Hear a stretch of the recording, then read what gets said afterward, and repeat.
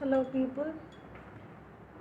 Today we are going to discuss important topic of 10th class, basically Greek War of Independence.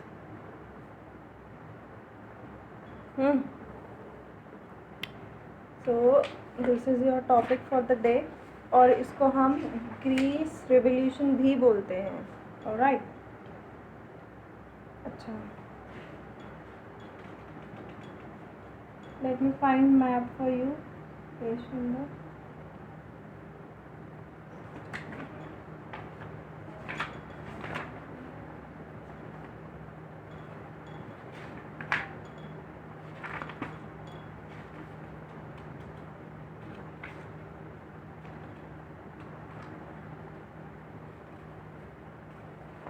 See this.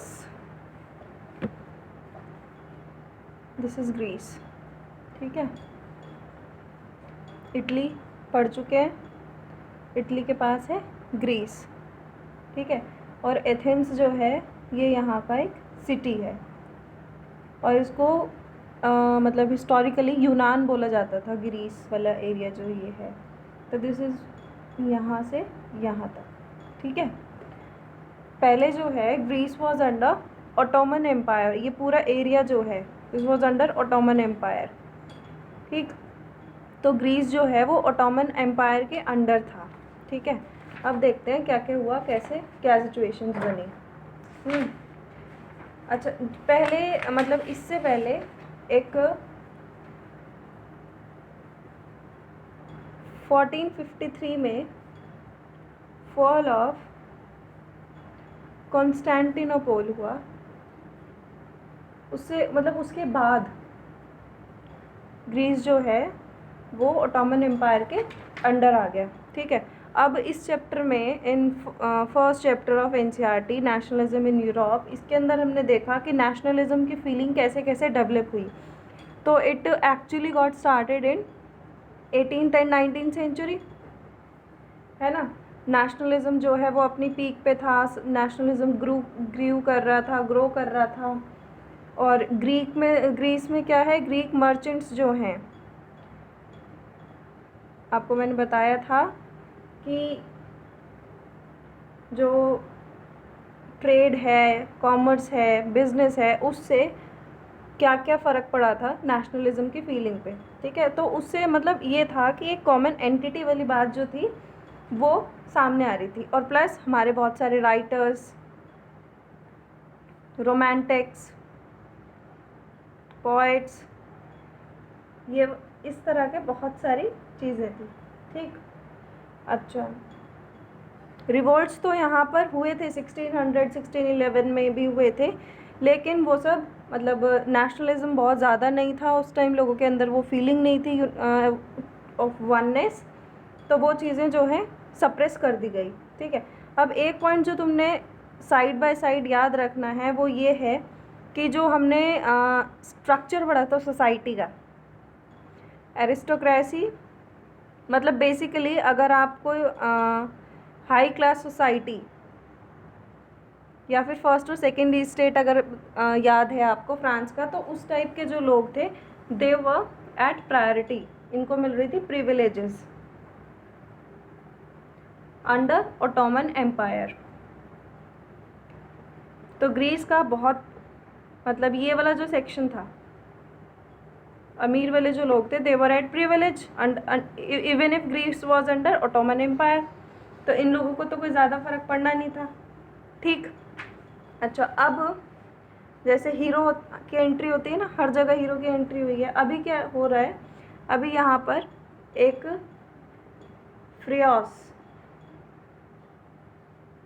फ्रियोस नाम के एक hero की entry हुई है. And what is it about, he was inspired by French revolution. French revolution से ये inspired थे और इन्होंने एक न्यूज़पेपर निकाला था, न्यूज़पेपर पब्लिश किया. ठीक है. और एक वॉर सॉन्ग, क्या नाम था उस वॉर सॉन्ग का, थॉरियस. ठीक है. और revolutionary tracks,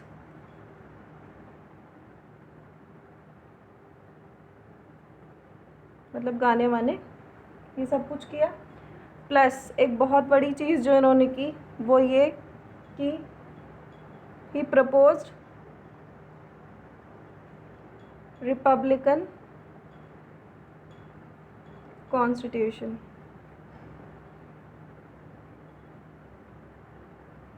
for Greece, obvious सी बात है ग्रीस के लिए किया है, ठीक है।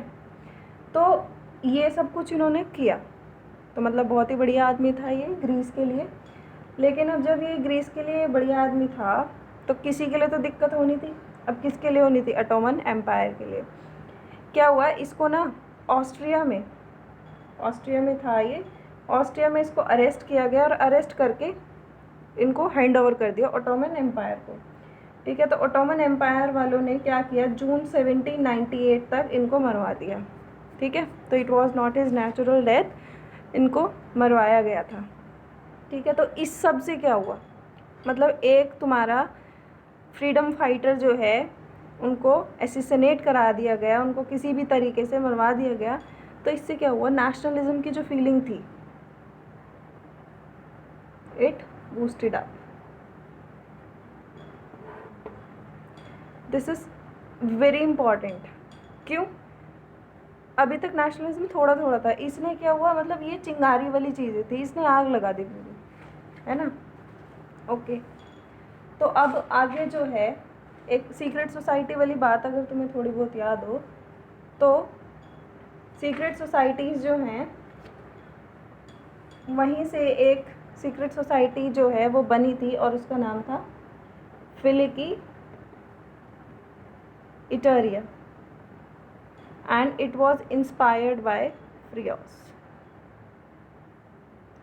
इंस्पायर्ड बाय फ्रियोस का मतलब है कि ये फ्रियोस के आइडेंटिटी पे, उनकी आइडियोलॉजी पे काम करते थे, ठीक है। अच्छा, तो this was a what secret organisation and it was formed in 1814 और इनका मेन ऑब्जेक्टिव क्या था, टू फ्री ग्रीस।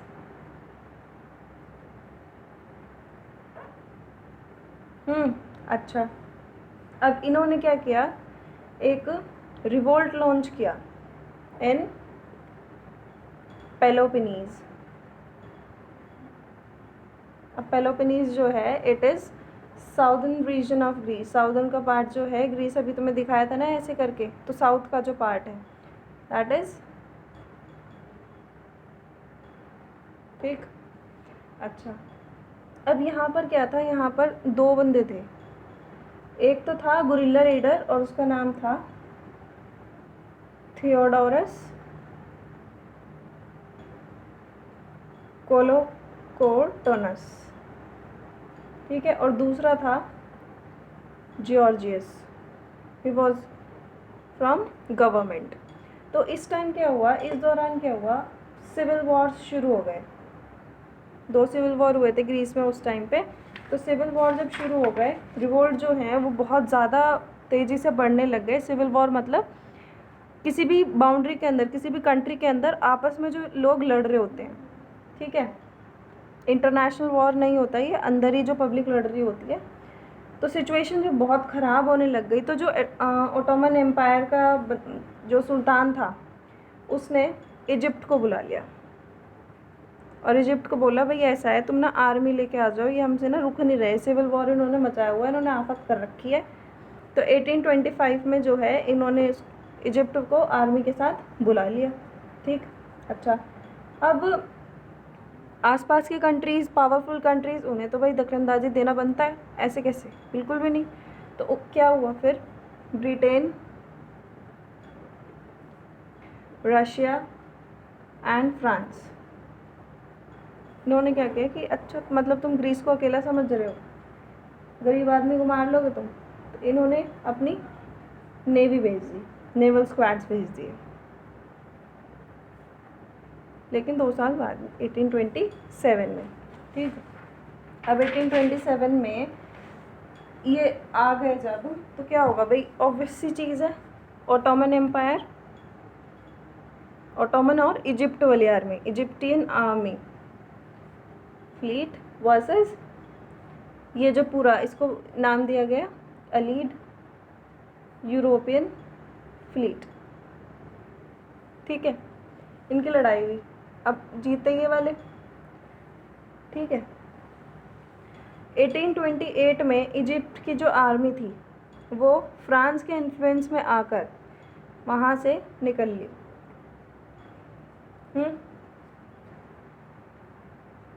तो इसके बाद क्या हुआ, जो ओटोमन था इन्होंने जो साउथर्न पार्ट था, क्या नाम था उसका, पेलोपोनीस, उसको सरेंडर कर दिया कि चलो तुम इसको ले लो। और जो रिवोल्यूशनरीज थे उन्होंने सेंट्रल ग्रीस को कब्जा लिया। तो थोड़ी थोड़ी सिचुएशन तो इनके हाथ में आ रही थी। उसके बाद फाइनली 1829 में एक हुआ ट्रीटी, और इस ट्रीटी का नाम था ट्रीटी ऑफ एड्रिनोपोल। ठीक है, अच्छा, अब रशिया ने ऑटोमन एम्पायर की जो ये आर्मी थी इसको डिफीट कर दिया, और फिर लास्ट में हुई इनकी ट्रीटी ऑफ कॉन्स्टेंटिनोपल।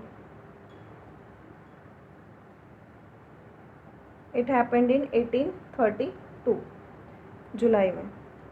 और इससे क्या हुआ, इसके बाद ग्रीस जो है it was finally said as independent